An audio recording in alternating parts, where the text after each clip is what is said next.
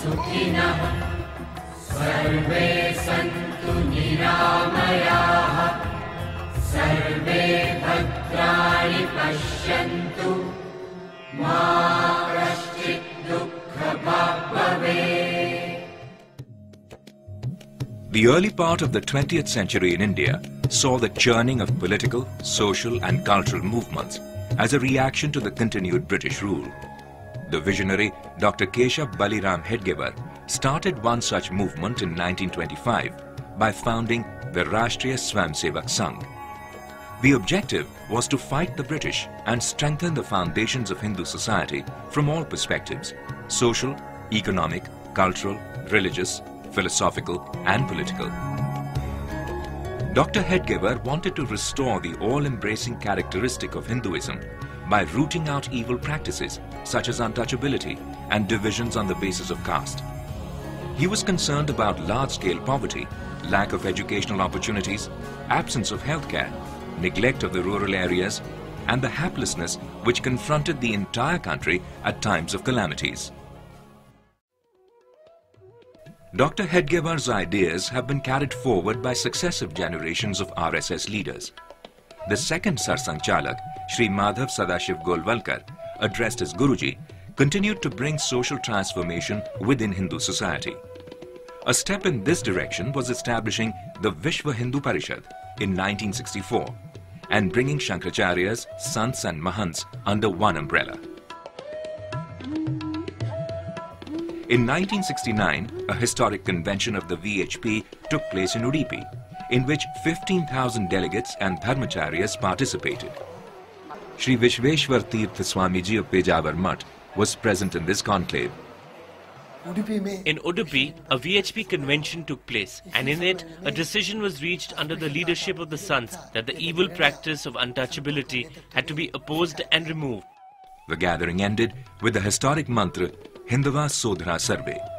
All Hindus are brothers. The words of the third Satsang Chalak, Shri Balasaheb Deoras. If untouchability is not a sin, nothing in the world is a sin. This must be thrown out lock, stock and barrel. Guide the Swayam Sevaks as they pursue the goal of social integration through deeds and action. As a result, service-oriented activities have grown manifolds in the last few decades. But a concerted plan of action to spread the Seva Karyas was formulated in 1989. 1989 में संघ के संस्थापक पूजनीय doctor Hedgewar जी का जन्म शताब्दी का 1989 was the birth centenary of the founder of the RSS, Dr. Hedgewar ji. That year, we decided to give a thrust to service activities and involve a larger number of Swayamsevaks. The motivation was always there, but we gave a new dimension to it. As a result, in the last 16 years, 60,000 service programs are being run in the entire country by Sangh Swayamsevaks. 60,000 सेवा कार्य सारे देश भर में संघ के स्वयंसेवकों के द्वारा चलाए जा रहे हैं.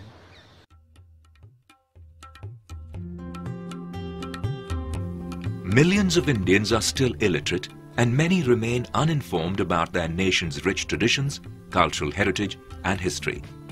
The root cause lies in the self-serving educational structure implanted by the British. After independence, successive governments have unfortunately followed lopsided educational policies based on the British system and heavy doses of Marxism. Privatization of education is now encouraged, making it unaffordable for the majority.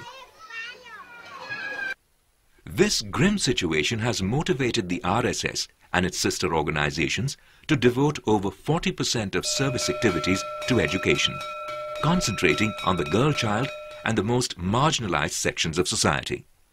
The focus of these projects include educating Vanvasis and those in remote rural areas, establishing a network of schools where they are most needed, reinforcing education with yoga, Sanskrit, national games, etc., inculcating Bharatiya Samskars, conducting research and studying alternative systems of education like Gurukuls.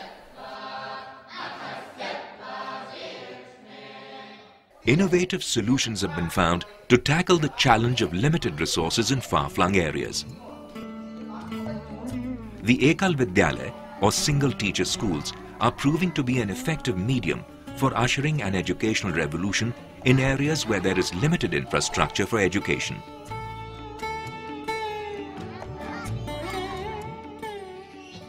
Inhabiting the isolated and forested areas of Kulur in Kerala are the tribes of Kurma and Kuttunaika.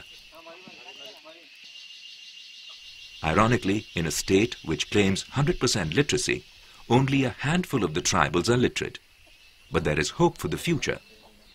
An Ekal Vidyalaya is now run with the support of the Vivekanand Medical Mission and the local community.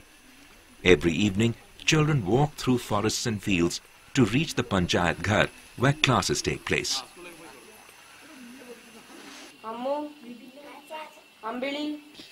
രണ്ട് മണിക്കൂറാണ് daily class നടക്കുന്നത്. ഈ 2 മണിക്കൂർ class നടക്കുന്നത് വൈകുന്നേരം 4:30 മുതൽ 6:00 വരെ. We conduct classes each day for 2 hours in the evening from 4:30 to 6:30. About 22 children come to attend these classes. In the class we give priority to Malayalam, Hindi, English and mathematics. Hindi, English, കണക്ക് ഇതിനാണ് പ്രാധാന്യം കൂടുതൽ കൽപ്പിക്കുന്നത്. Ekal Vidyalayas are also vehicles for social change. The remote Kheoda village in Gujarat comprises of scheduled castes and tribes who discourage the education of even male children. So the idea of the girl child attending school met with stiff resistance.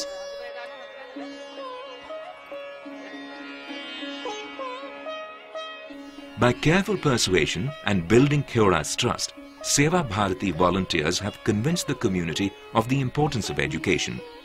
A total of 80 students now come to the Ekal Vidyalaya, and surprisingly, the majority are girls.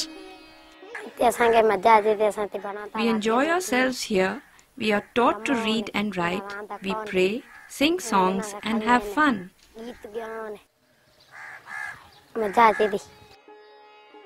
There are now over 15,000 Ekal Vidyalayas, each bringing the gift of education to lakhs of India's most underprivileged children.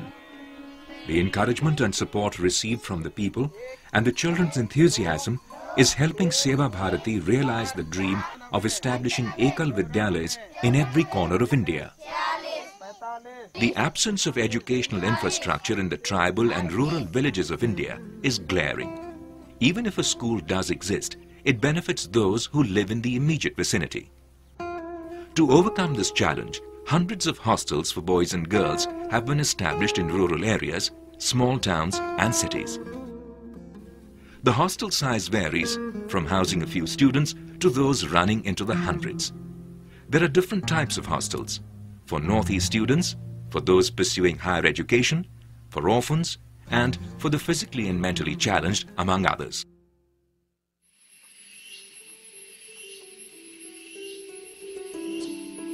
The tea garden town of Tinsukia, Assam is where the Kalyan Ashram Boys Hostel is located with more than 60 students.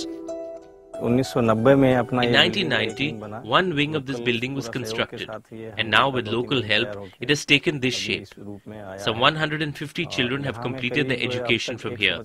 We get tribal children from the surrounding areas to study here. These boys come from remote villages where education is an unaffordable luxury.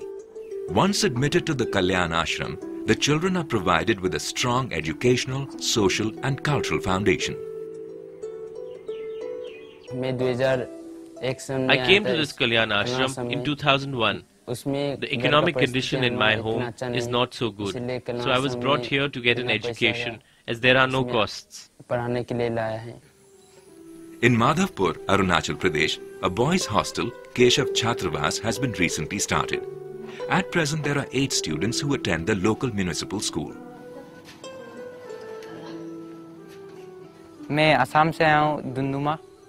I've come here from Dunduma, Assam, and I've been staying in the Chhatravas for the last 3 years.